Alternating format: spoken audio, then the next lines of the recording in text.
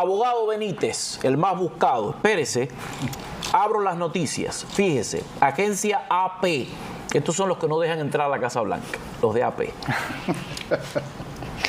Todavía no han aclarado el tema de los millones de dólares que le daban ustedes para hacer campaña y llevar la política a otro cauce, ¿ok? Están tristes, no los dejan entrar. Van a demorar en entrar, ¿ok? Van a demorar. Pero bueno, la agencia AP informa, abogado Benítez. Juez bloquea orden ejecutiva del presidente Trump que suspendía la admisión de los refugiados. La decisión se produce como parte de una demanda presentada por importantes grupos de ayuda, quienes argumentaron que la orden ejecutiva de Trump violaba el sistema que el Congreso creó para trasladar a refugiados a los Estados Unidos. O sea, concretamente, un juez bloquea la orden ejecutiva del presidente que suspendía la admisión de los refugiados. ¿Cómo se traduce esto? Bueno, lo que pasa es que las personas fuera del territorio americano tenían la posibilidad de acudir a las organizaciones de refugiados de carácter internacional y aplicar desde, te reitero, desde fuera de los Estados Unidos, que se les reconociera una condición de posible perseguido o tener un miedo bien fundado a ser perseguido, y se les otorgaba una condición de refugiado. Es algo similar al asilo, por no decir prácticamente igual, ¿ok? Pero fuera del territorio americano. En ese marco, las personas pues son posteriormente trasladadas a territorio americano y adquieren el estatus de refugiado formalmente, y eso los lleva a residencia, a ciudadanía, y hay una licuota que puede ir variando en el tiempo dependiendo de cada administración. Digamos que las distintas administraciones van jugando con la licuota anual que tienen al respecto. Lo que pasa es que en este caso la última orden ejecutiva generó una suspensión indefinida para que pudieran seguir llegando, y ciertamente digamos que eso es una previsión que no solamente está prevista en tratados internacionales, sino también a nivel de la ley de migración. Y entonces lo que estoy observando, porque es una decisión de hace pocos minutos que se está publicando, es que el juez de Seattle consideró no que la acción es ilegal o no en sí misma de generar ciertas suspensiones, sino pareciera que es en el contexto de la indeterminación en el tiempo de esa suspensión. Entonces está generando, digamos, valga la redundancia, una suspensión también temporal de esa orden ejecutiva, y dice que es ilegal.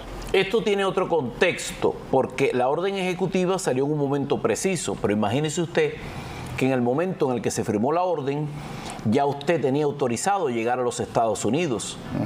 Esto es parte del contexto. Dice la nota de AP, algunos refugiados que ya tenían autorizado llegar a Estados Unidos les cancelaron sus viajes con poco aviso. Las familias que han esperado años para reunirse han tenido que permanecer separadas, y esto se está argumentando dentro de la demanda.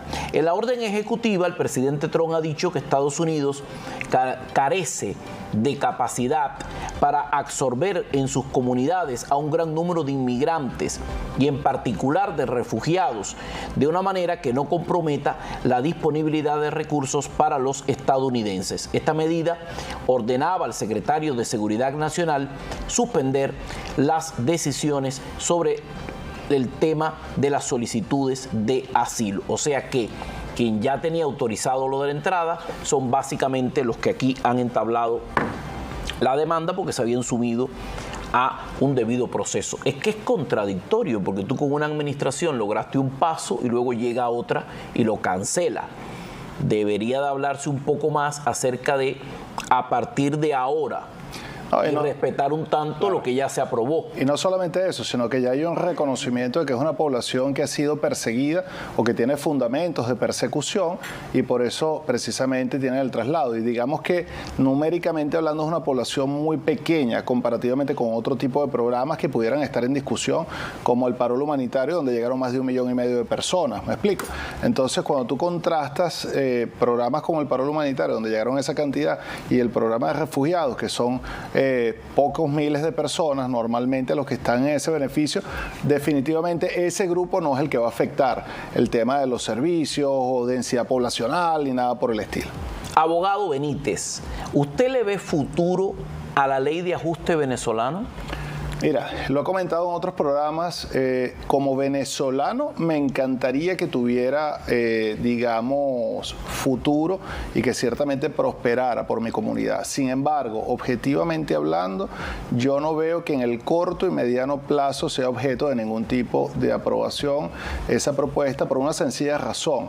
Tiene que pasar por muchas fases de Congreso en las que precisamente la diatriba migratoria es, digamos, la punta de lanza para la discusión política. Entonces, llegar a acuerdos en una ley donde más bien pudieran estar en riesgo otras que ya existen, definitivamente no creo que sea viable ni en corto ni en mediano plazo. Hoy yo publiqué una encuesta de Harvard, por cierto, acerca de la puntuación que tienen las medidas implementadas por la administración Trump.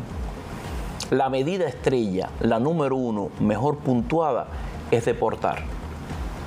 La número 2 es el DOGE, el Departamento de Eficiencia Económica. Y la número 3 es cerrar la frontera. O sea, en el ABC hay 2 de migración. La primera es deportar y la segunda es cerrar la frontera. En ese contexto, uno tiene que entender que lo que piensa la comunidad nuestra no es lo que está pensando globalmente el pueblo de los Estados Unidos. No es lo mismo conversar con un habitante del Doral que con uno de Tennessee o de Ohio, correcto, que no entienden esta problemática. Y poner de acuerdo a tantas personas en el Congreso es verdaderamente una epopeya, es muy difícil. Lo ha sido en gran medida para los representantes en el sur de la Florida, quienes han dado una continuidad a todo este asunto, y yo diría que han hecho más que muchos, pero no han conseguido el resultado que la comunidad quisiera, porque esto es muy contradictorio, es muy difícil. Ojalá pueda avanzar esto con más fuerza. Yo no le veo futuro ninguno. Me disculpan que hable así sin pelos en la lengua. Yo no tengo tiempo ya para dar vuelta, para decir las cosas. Yo eso no le veo futuro, y menos en este contexto que está tan confundido todo, tan mezclado. De hecho, creo que es el peor momento para elevar ese reclamo. Lo que pasa es que todo genera una consecuencia, la gente lo hace como resultado de una consecuencia, pero en medio de una negociación menos turbia, probablemente esto avance más que ahora, porque ahora la opción A es deportar. Y es horrible. Lo que pasa es que yo creo que estamos desafortunadamente perdiendo el enfoque de las herramientas con las que ya contamos, y es lo que la gente no termina de entender. Recuerda que hablábamos en días pasados que la figura del TPS, dentro de los cuales está beneficiado Venezuela, es una figura que te permite transitar como un puente de un punto donde no tenías estatus a una residencia permanente si tienes otro proceso base que te lo permita, como visas de certificación laboral, visas de interés nacional, etcétera. Y el tema está en que, en lugar de utilizar esa herramienta y las personas empezar a dar uso eficaz a la ley de migración que ya existe para llegar al punto de residencia por esa vía, yo siento que de alguna manera estamos perdiendo el camino para tratar de replicar tal vez figuras que se dieron en los años 60 y que tuvieron su realidad, pero que no es esta realidad hoy en día para lograr este tipo de legislación.